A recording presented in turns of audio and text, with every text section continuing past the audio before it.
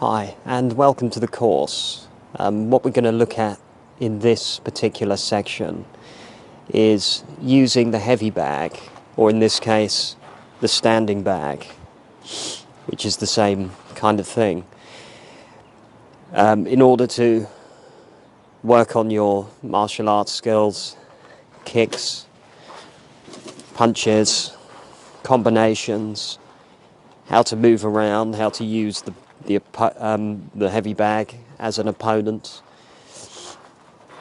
So we're going to tie together some basic skills, some basic combinations, and movements of attack and defense using the heavy bag. So I hope you enjoy the video. Thank you.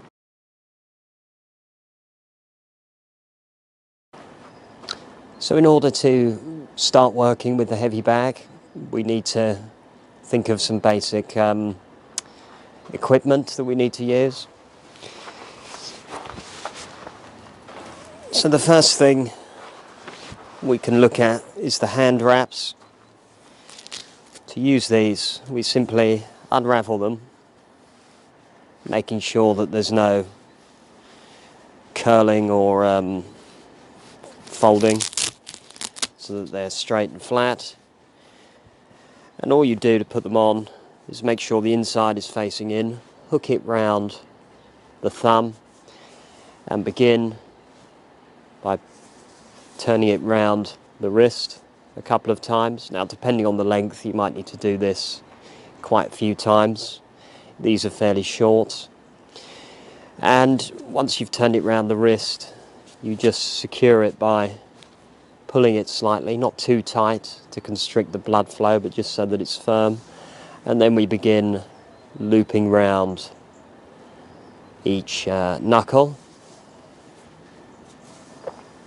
like so, pulling tight so that there's no looseness and slackness.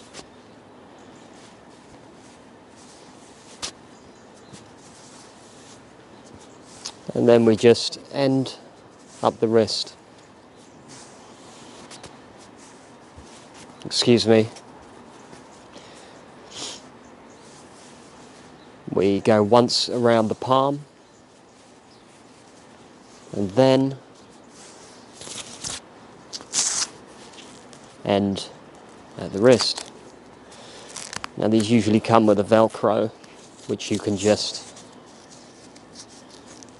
secure like that. So that's one hand. Then we do the exact same process with the other. Now usually they come rolled up. However, these have been in the bag for some time. So we first loop around the knuckle. There are many different ways, of course, to do it. However, this is the basic way.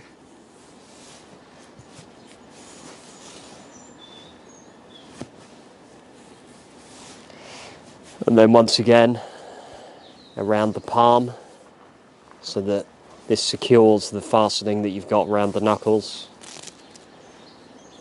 And then once you're happy with that, once or twice, you just end up around the wrist. Doesn't need to be too far up. Now, these aren't absolutely essential. However, they're good when you're using large gloves.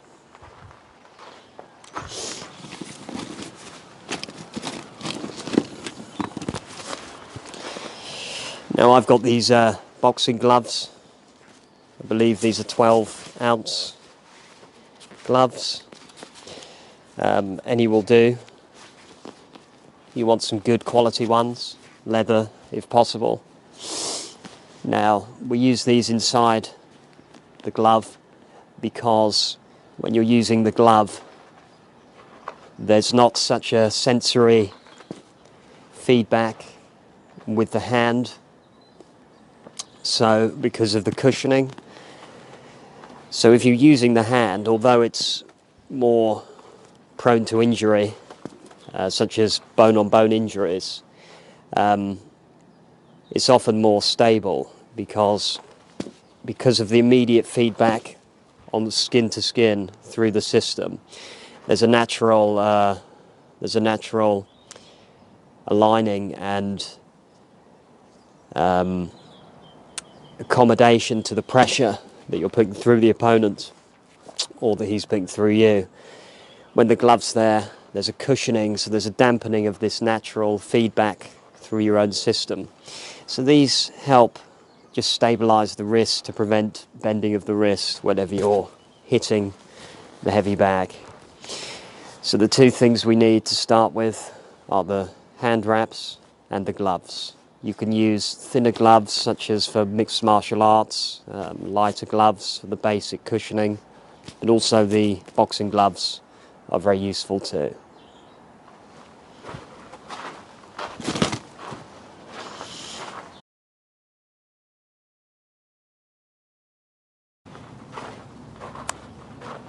So before we begin our training, we can begin by warming up the system.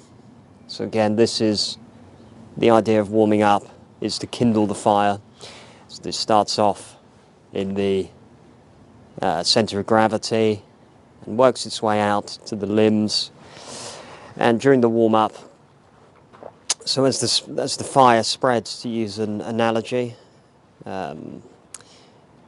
the body warms up, sweating occurs, respiration increases, heart rate increases, and the limbs become more lax, so that you can perform these kicks and punches more fluidly without risk of injury. So the purpose of the warm-up is to reduce injury and prepare the body for intensive activity. So we can start, there are several phases of the warm-up. We start by just warming up generally the cardiovascular system, which involves running, jogging, skipping.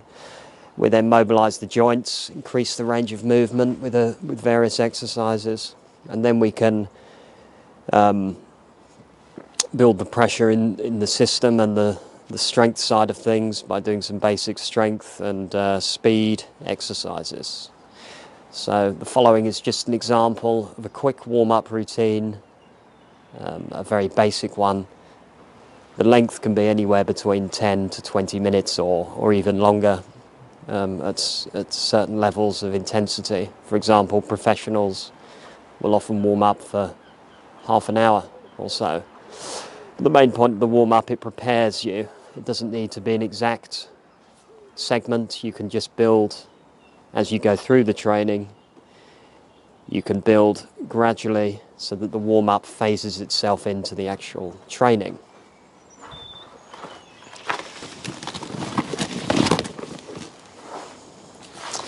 So I'm going to start with some skipping exercises for a few minutes. Just keeping light on the toes.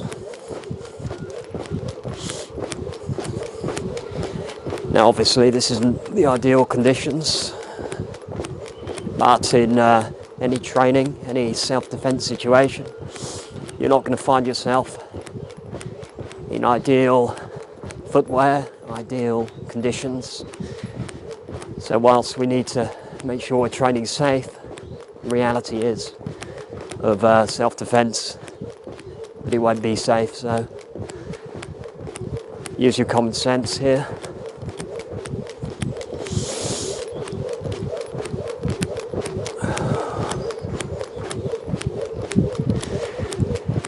Now we just remain light and loose on the feet.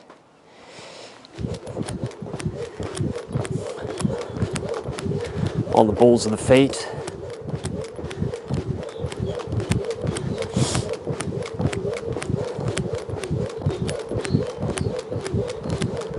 Now you can, as you warm up, you'll feel the breath gets deeper, more rapid, as the heart rate increases.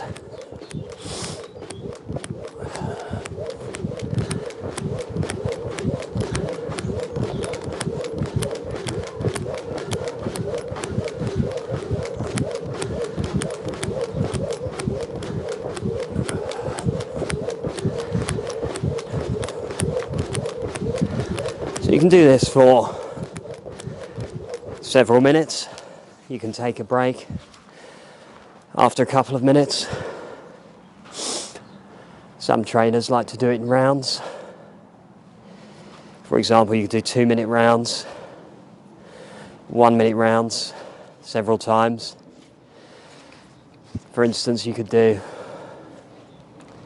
five rounds of 1 or 2 minutes to warm you up.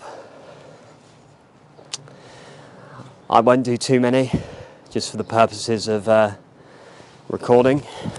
I'll keep it fairly short, but without skipping anything.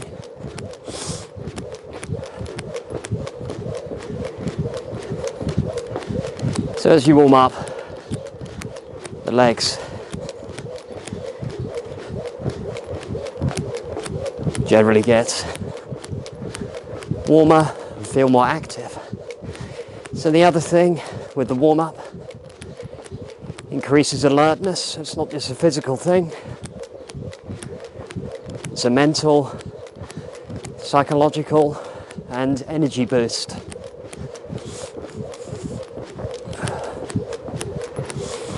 We try and breathe through the nose.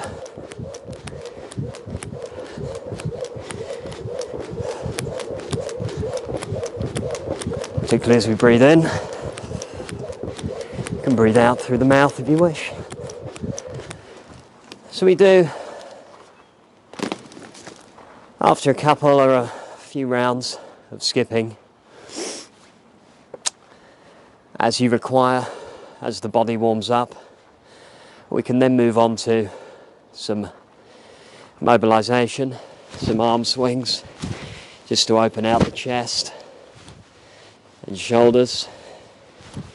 You can even stretch slightly if you want to increase the stretch of the muscles before you go into more rapid kicking and punching.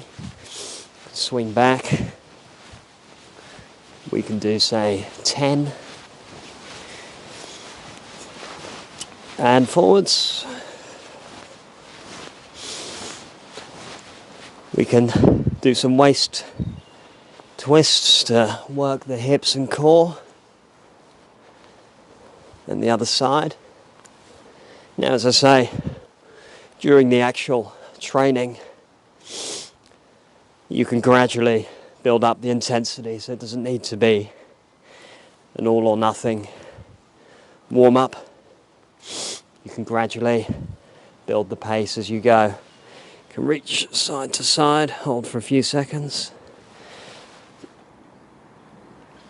You can lean forwards, lunge forwards and down.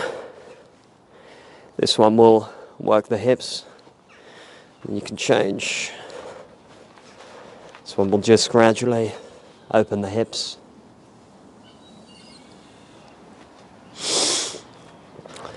You can take a wide stance, just sink down slightly,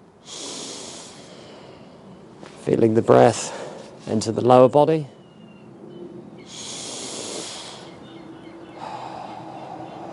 So the best exercises for the warm-up are full body exercises, which gradually interconnect and unify each of the different areas of the body. We can push the hips forwards. We can reach down.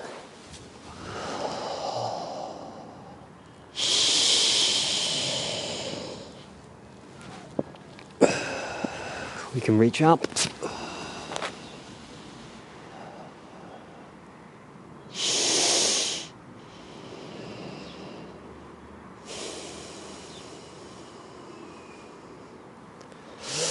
And back down. And we can gradually open the hips slightly. Take the knee up, across and out. Do that a few times.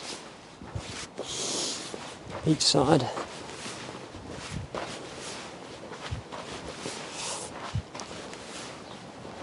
Swing the leg up.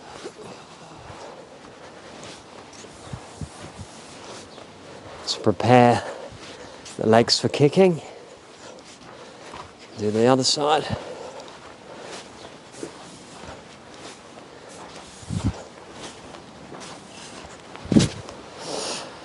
So there are a number of different exercises we can do. These are just a few. As I say, we've gone through it fairly quickly here. However, you can do a more extensive one if you feel you need to, though it will depend on the day, how much you need to do. But these are just some examples of a dynamic warm-up routine. Thank you.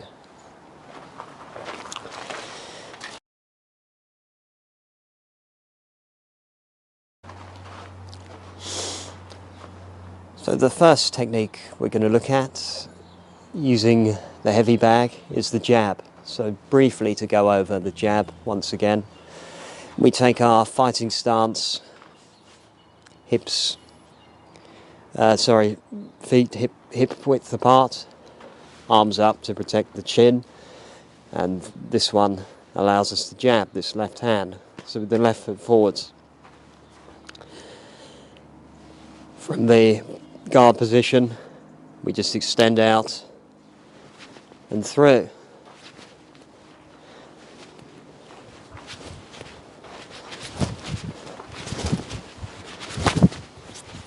And snap back in.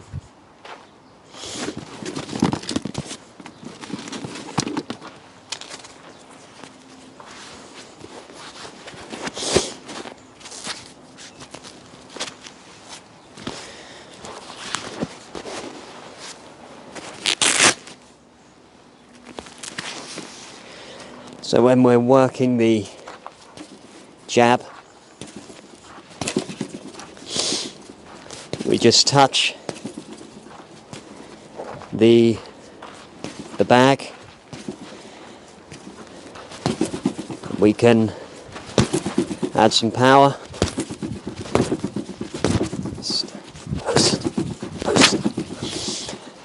Now, as we do this, it's not just a case of 1, 2, 3.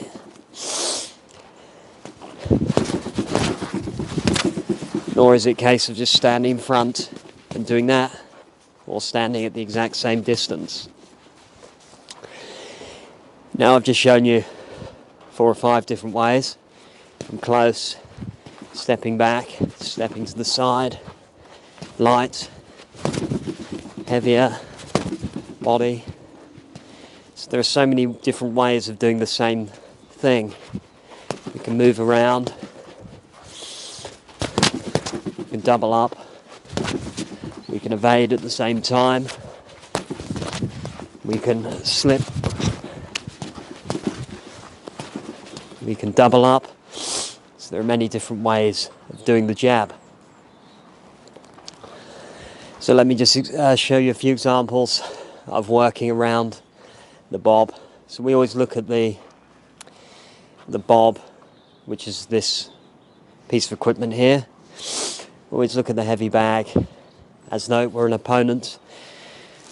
So moving around it, evading.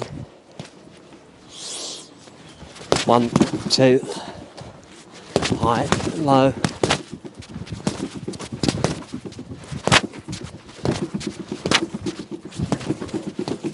Touching, it might just block, you might push off. You might feint.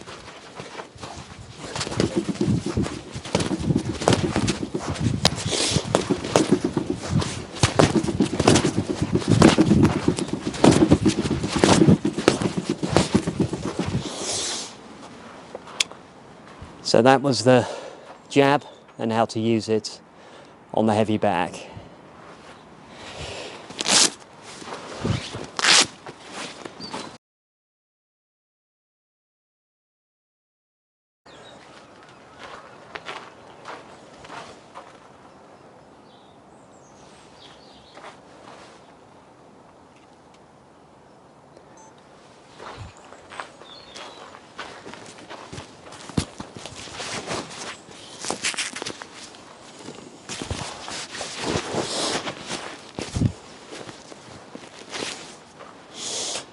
Next, we're going to look at the right hand.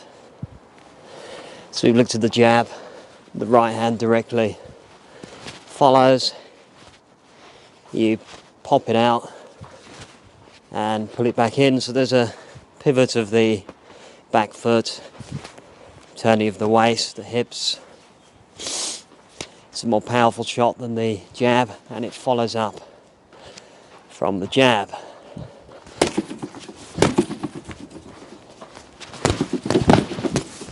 So we can do 1, 1, 2, do 1, 2, we can do 1, 1, 2. There are a number of different combinations.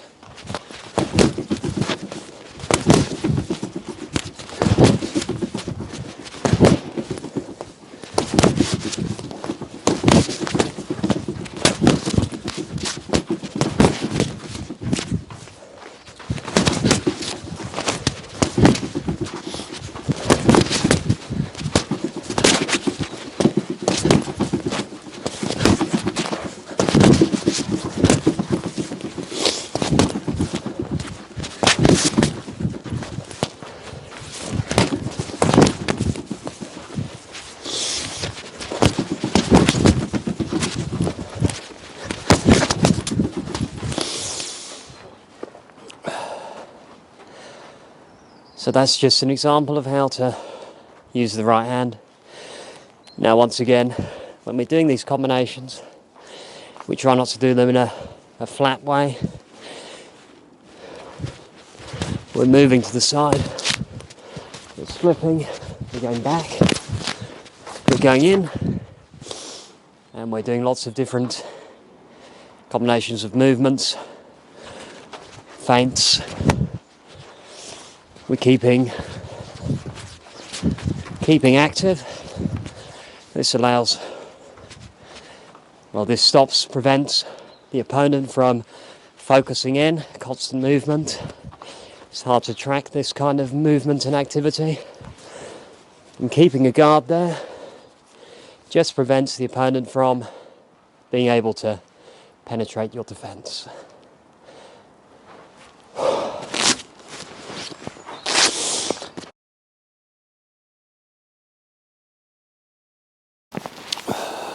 Next, we'll look at the hook. So the hook often follows immediately on from the jab at the right, like so. The hook just comes across as the body turns. It can be done defensively. As the opponent comes in, the body shifts back slightly and catches them with a hook. It can be done just glancingly, or it can be done with a bit more power. So let's see how that works on the bag.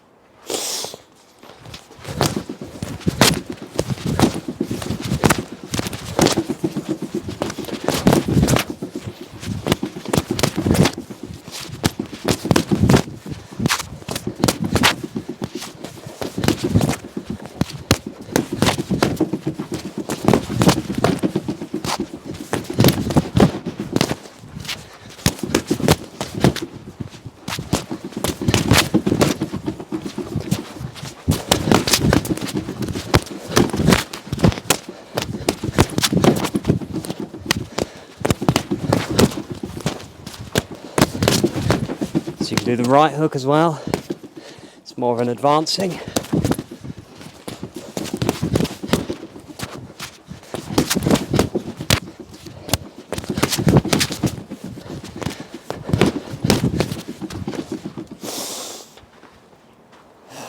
So there's some examples of how to combine the jab, the straight and the hook.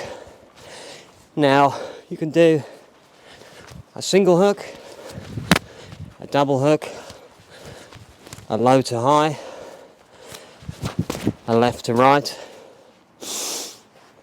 With the double, be it a double jab or a double hook, there's a drop down, first of all to coil, and then you shoot out.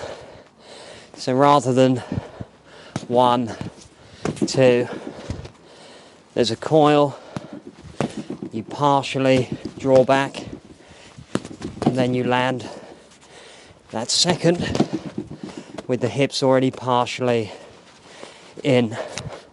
So the hip turns, and then strikes again.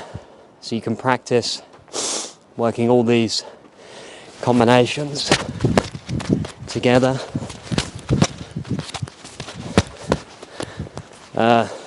as we build further.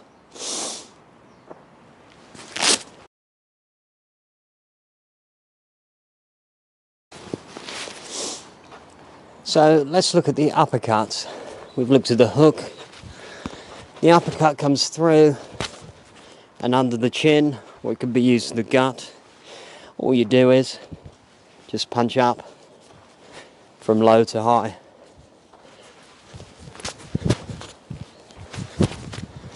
Like so. So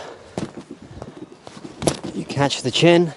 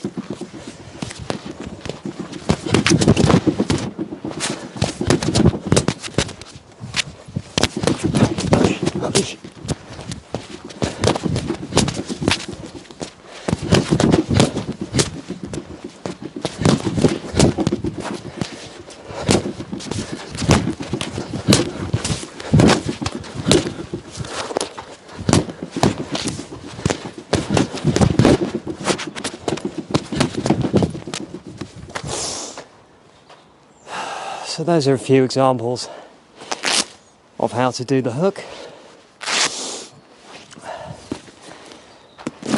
Now the hook is a very tight, in close type of movement. You can use it, grab the opponent's head in close. You can do it right. You can do it left. You can go round the opponent. Go round again. You can add some elbows, but we'll look at that a bit later. So we've looked at jab, straight, hook, uppercut. Now it's quite easy to miss the uppercut. So as soon as you've launched it, it's a good idea to fade off to the side or make some kind of further advancement or evasive technique on the basis that if it misses, you're still prepared.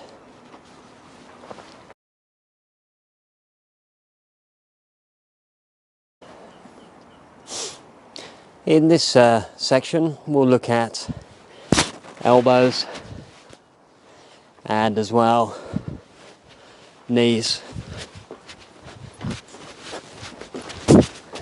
So these can be used together with the punches in various ways.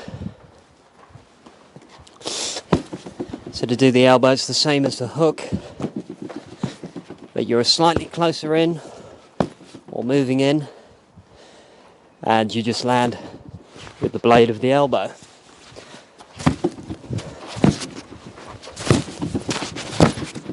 And to do the knee, you just lift the knee forwards, low or higher,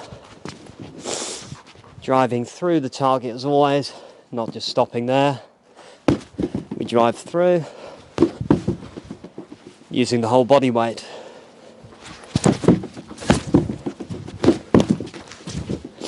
Now with these techniques, we can do something called the clinch, where we pull the opponent's neck down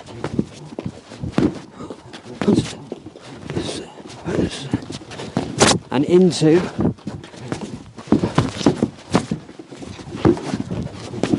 the knee.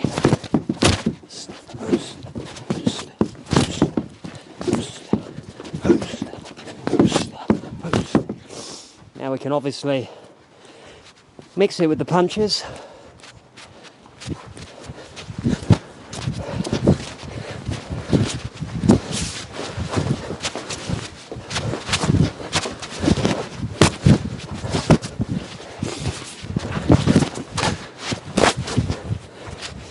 Into any number of combinations, really. So the key is to get increasingly creative as you build the complexity of the combinations with punches, knees, elbows, and eventually, as we'll find out in the next section, we'll look at how to combine these with various kicks. So once again, as an ongoing tip, the more complex your combinations become with kicks, elbows, mixing different styles of martial arts, we need to be more switched on, more aware, internally aware of how all these things fit together. So it's not a question of overcomplicating things. It's a question of keeping things simple in an organised way, so that the complexity of all the different things, combinations and styles, so that this complexity can fit together in a simple way.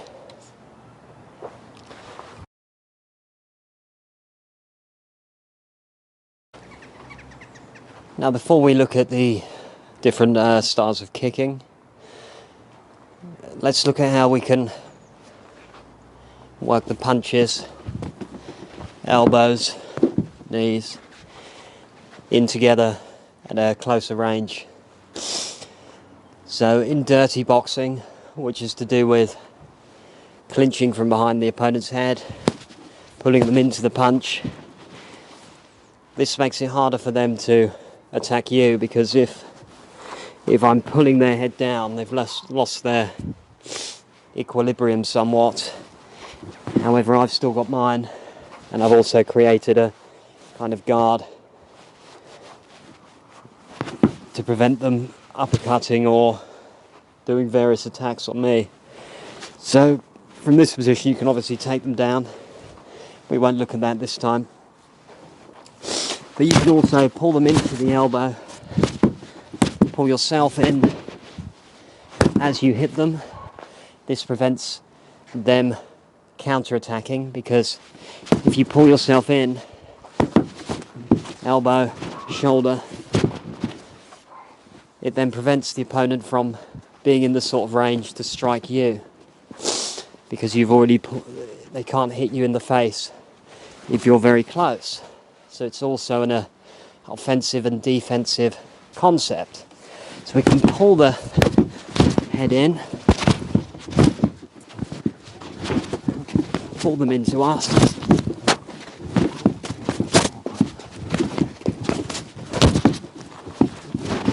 moving around to off balance them,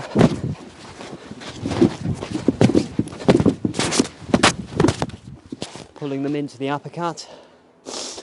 Now this is obviously quite a savage style, so we don't go around looking to do this on the street. This is if all else fails more than anything else.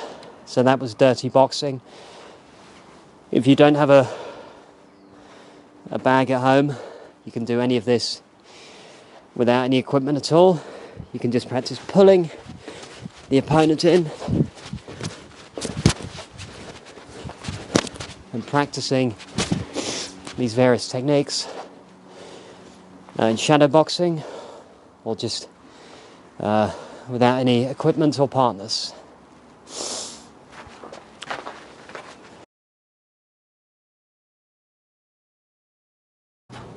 The next thing we'll look at is kicking. So we have the basic kick, which is the front kick. So from our fighting stance, we lift the leg up, kick forwards. You can either strike, as in the front kick, or push, the opponent's chest or waist away. So that's the front kick or the pushing kick.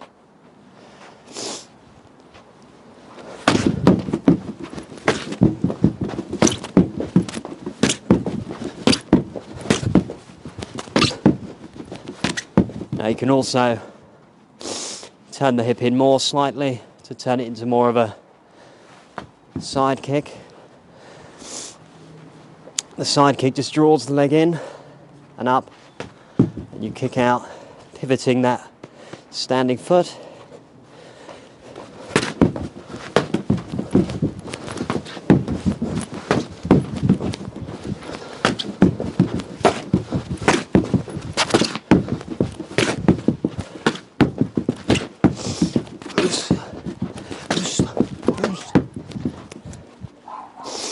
Now you can push yourself away, excuse me, or you can push the opponent away. In either case, the objective is to stop their advance, strike them, or gain distance from yourself. So if they don't move, you can just push yourself off and gain that distance, keeping that separation between you and the opponent.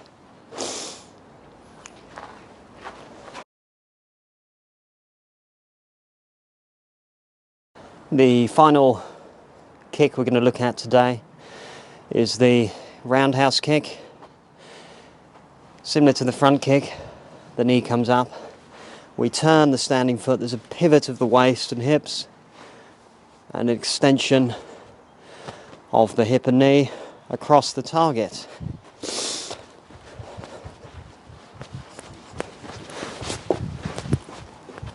And then draw the leg back to finish off.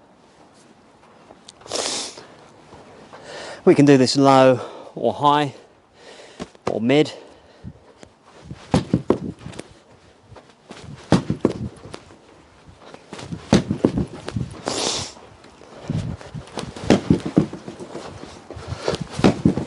We can do it with the left or the right.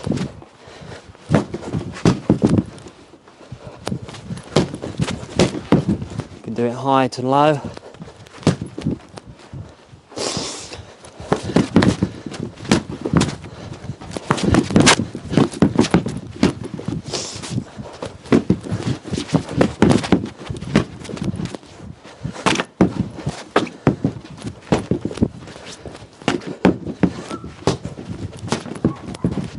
Mixing up with various combinations. So the objective of the roundhouse kick is to attack the leg so that the opponent has difficulty standing on it and moving. So if you can limit the opponent's mobility and strength from pushing off from the leg, this reduces all attacking output, because whether it's a punch or a kick or a throw or anything, everything starts from the ground up, from the legs to the body. So if you can attack that base of the opponent, the knee or the leg, these are two key areas to take out his attacking potential.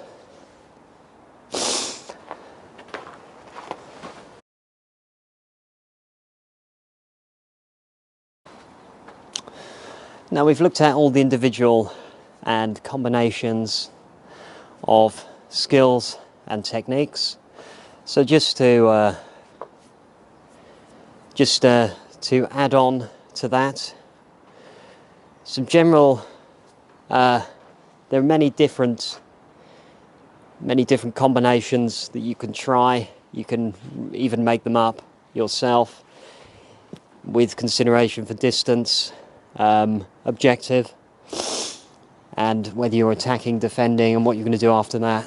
So one combination you can look at to tie in the kicking as well as the punching and elbows and knees.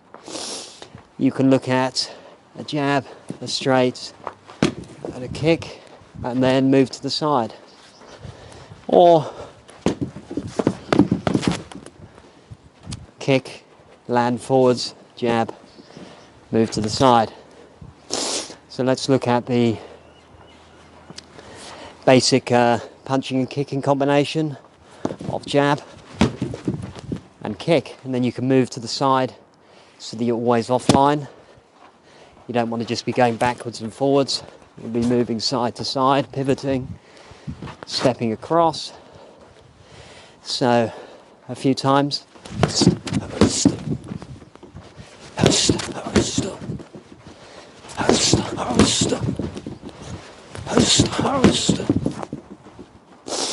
That's the jab and roundhouse kick.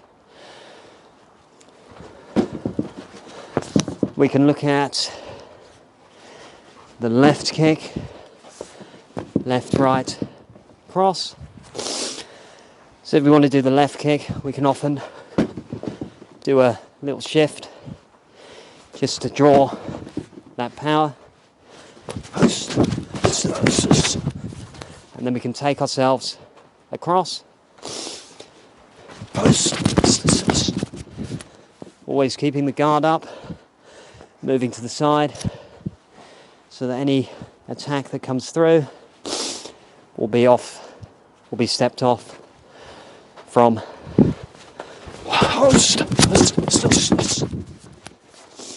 So obviously, when you're making up putting these combinations together, try not to start and land in the same place. Think of going 45 degrees or 90 to the side. Think of your feints, pivots, changing of distance, footwork is key, head movement and guarding. So those are some examples of how to put together combinations. Some general tips. Number one, treat the bag as an opponent. Now in a self-defense situation, technique isn't everything. You might just poke him in the eye. That's a way of practicing the jab. There's very little difference between the eye poke and the jab a lot of the time. So the first thing to do is practice moving around, treating it as an opponent. So from the moment you step into the exercise, you're fully engaged and aware of what you need to do, and treating that with the respect it deserves, rather than just going through the motions. So when you treat the opponent and the bag as the same, there's no question of being alert or motivated, because you've got to be in that moment. You've got to be 100% involved and committed. Otherwise everything will come together in a half-hearted way. So if you treat the opponent as the bag, you'll always bring the intensity needed to the exercise, which will guarantee success if you incrementally work on this moment by moment, day by day, and week by week. So the next thing to think about is moving around so that you're using the space, moving in and around, keeping the guard up at the same time. Because if it's just this, and then you disconnect as you move to the next bit, it all becomes a bit disconnected. Excuse me. Whereas if you continuously treat each moment as a bridge to the next, then of course you'll remain in that momentary intensity and high state of involvement throughout the session, and also throughout the combination, so that each movement is related to the next, rather than a series going on and then switching off, another series of movements and then a switching off. So each phase, whether it's a head movement, an attack, a block, a move to the side, they're all part of a whole. So it's always key to remind yourself to link each and every movement, however insignificant by itself, together, all as one. Now the final thing to think about is to get creative. So with the jab alone,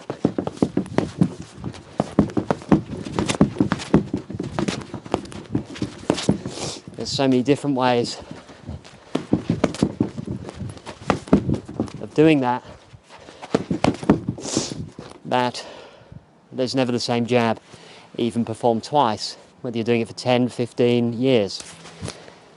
You bring a different level of intensity, different level of commitment, a different level of passion, all these factors before you've even launched the punch. So each punch needs to be treated as though it's the first one you've ever done, and also the last one you'll ever do, because there'll never be the same one twice.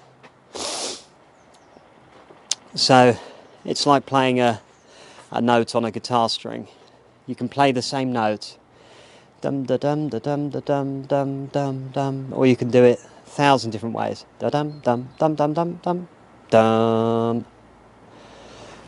So, as with music, you can play the same thing, thousands of different ways, and then combine it further to create a song and a piece of music. It's the same with martial arts. You combine all these separate elements together in an ongoing way, with an emphasis on different elements, different styles from time to time. But you're always evolving the exercises, always getting creative with them, always combining them in new ways in order to keep the motivation and intensity at its highest.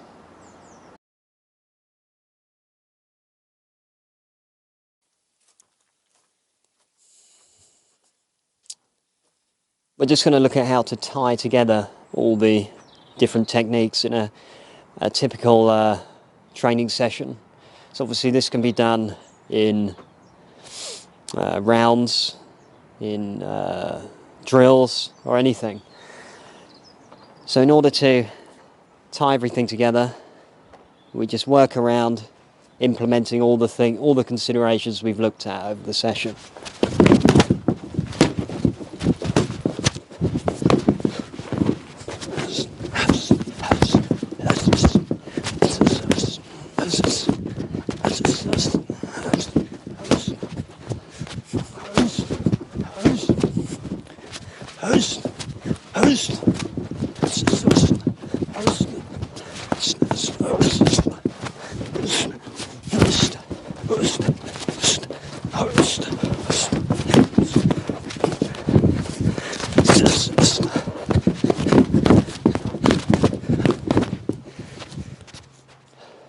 So that was how to tie together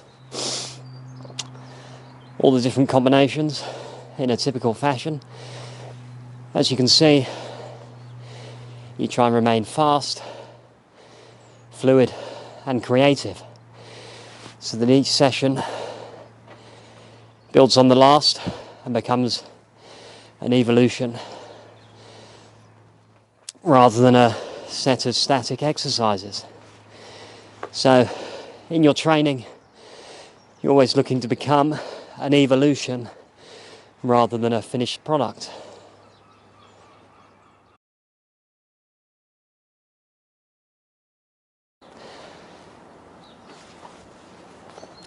So, just to close on this particular segment, we've looked at working the heavy bag, how to move around, how to stay engaged and motivated, how to tie together all these seemingly separate styles and moves in a coherent way. So now it's up to you to take these lessons, these skills, and put them together in a way that suits you and in a way that you need to do it, which is for you to decide, for each individual to decide upon their style. Some will aim towards health, fitness, others will aim towards competition, single styles of martial arts, boxing, kickboxing, the more mixed styles of mixed martial arts. So there are a number of different ways you can apply these skills. But at the base level, it's a very good activity for health, fitness and self-defense. So, in closing, we've looked at how to link all these moves together, how to perform them individually, as well as how to use the heavy bag and how it should be treated as an opponent, not as a static individual, not as a static object, sorry. Now, of course, I've used the bag here, the standing one. That's very stationary. The heavy one that swings from the ceiling, that will move at you, so you can move out the way of it more. With this one, we have to get creative so we don't get lazy just standing there in front of it doing the same overall thing. So the key things to remember are to stay active, stay involved with the training, put your phone to the side, and just get involved with it for that moment, whether it's 15 minutes, 10 minutes, an hour, whichever you need to do. And this becomes a mindful way of practice so that we're internally engaged in what we're doing rather than mechanically just going through the motions in a disconnected way. So all these exercises are designed to practice movements and then imbibe them within so that they become part of you rather than a dead kind of routine performance. Thank you for watching the DVD. Thank you for watching the video. I hope you enjoyed that, and good luck with your training. Thank you very much.